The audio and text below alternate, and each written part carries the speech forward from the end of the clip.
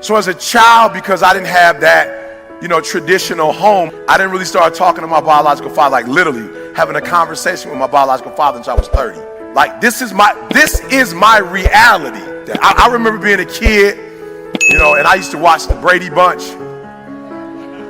And I used to be like, yo, I want a family like that. The Cleavers, like, they just had it going on. You know what I'm saying? They never, like, really argued.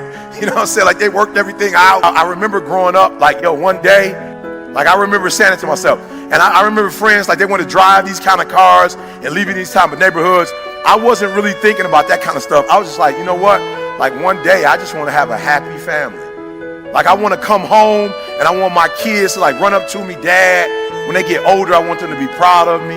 I'm gonna put them through college, like they're gonna go to, these big colleges and whatever. I had dreams.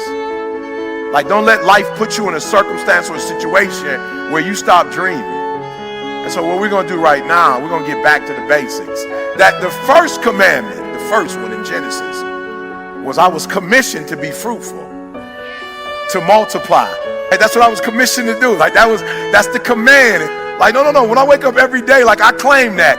And I know a lot of you are adults, and you're adulting, and sometimes you don't have time for dreams and goals and stuff, right? But I want you to do me a favor, like, don't let life do you like that. Don't do that. We're not doing that right now. Like, don't let life put you in a situation where you are helping somebody else make their dreams become a reality that you forgot you have your own. Like, don't do that. Don't get so caught up giving some job 30, 40, 50, 60 hours of your day that you don't have any time left for yourself. I want you to write down those dreams and goals that you still have that you have not accomplished. I want you to write them down. Now do me a favor, don't adult me, don't life me. I'm not interested right now in reality. I don't want to talk about reality right now. I remember CJ, he's the president of my organization, and CJ and I used to talk, and I was like, CJ, that's not real. And he said, don't let the truth mess up a good story.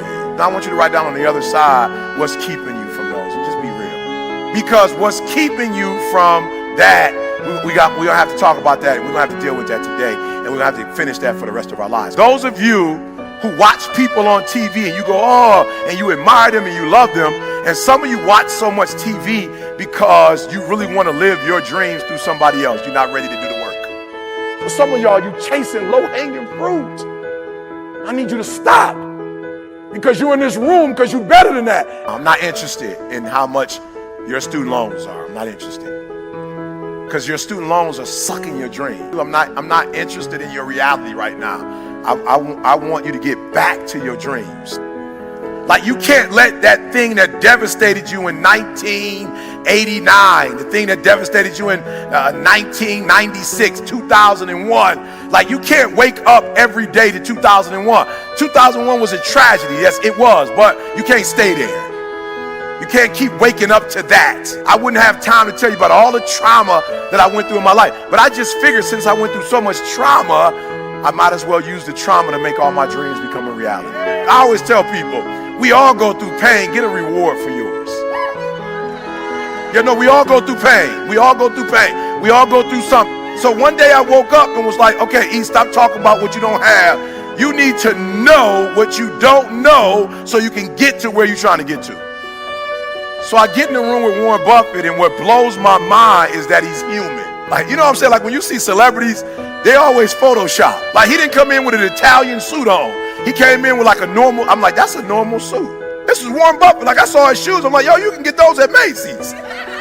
I'm looking at my man like, them some Macy's shoes, right? And I sat there listening to this man talk, and I was like, whoa, my mom worked for Ford. She later got married. The person that became my father worked at GM. My whole life, I never heard that conversation before. I had only heard the working class language. I remember before being in that room with Warren Buffett, I never even thought about making that kind of money. He was already one of the richest men in the world. He didn't have to come in and impress nobody. He didn't have to come in and prove that he was rich, because we know he's rich. I'm like, what an amazing feeling. Like, you can be your authentic self. It was a different language. I walked out of that room and was like, yo, I know what it takes. Real simple. The first thing I'm going to ask you, do you know what it takes? That's it. I went from being a high school dropout, getting a GED, to having a PhD. Listen to me. The only thing it takes is knowing what it takes. Like, I want you to look at your goals, and I want you to ask yourself this question. Do you know what it takes to make that happen? You type my name in, and this is by the glory of God. You type my name in, and it's going to say something.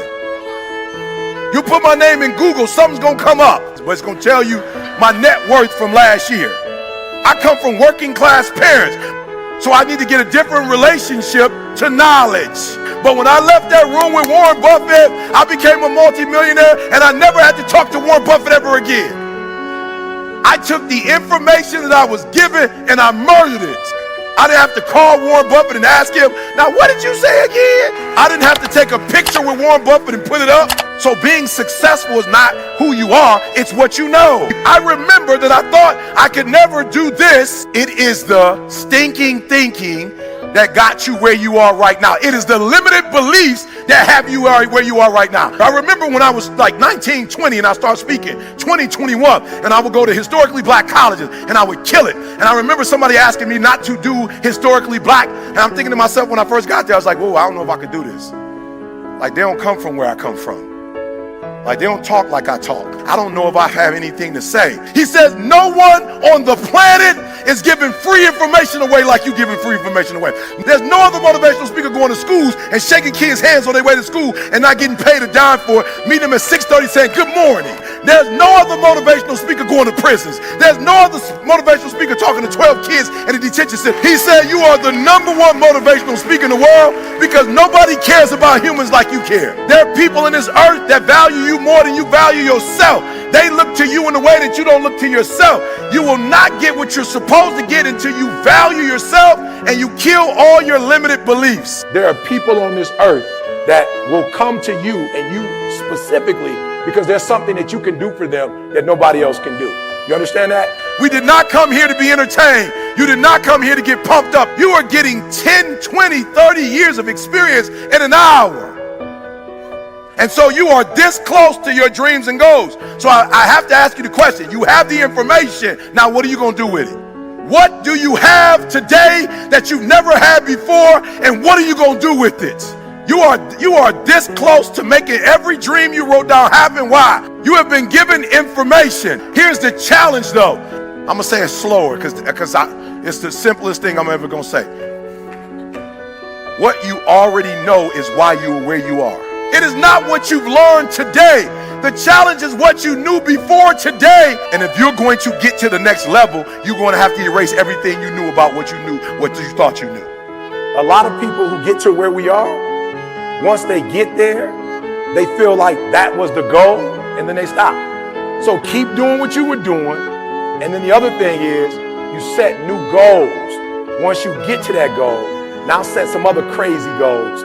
And those crazy goals you keep setting will allow you to stay there and keep getting to the next level. What would it take for you to be a legend? What would it take for you to be a legend at what you do? Can you be the Gandhi in your field, in your world? Can you be the Dr. Martin Luther King in your world? So the first tier is you. So that's what you got to take care of first. You got to make sure you're the best version of you.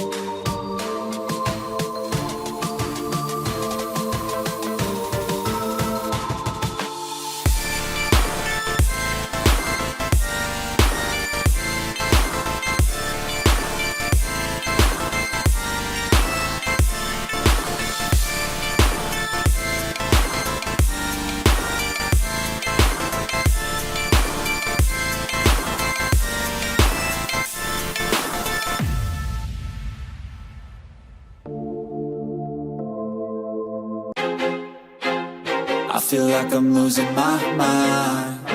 Is everybody in the world blind? Please, Lord, give me a sign, a sign.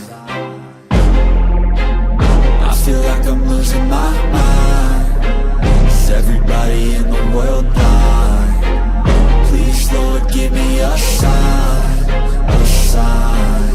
I wanna be the greatest. Everybody on the fake shit. I look around and feel like everybody is the fakest. I make this every day and I'm impatient, hoping one day I blow up from the basement. Statement, the top is so vacant. I don't hear shit that I think is amazing. Waiting for my day when I'm playing sold out shows for 1,000 faces. Hey, give me that crown, get in my way and to be put down. It ain't your place, no, this my town. If I want that shit, then I'll get it right now. I'm losing it, the noose it fits, some losing shit, a stupid myth. You choose to live or choose to dip, you choose to fight or lose your grip and lose a gift. I feel like I'm losing my mind. Is everybody in the world blind?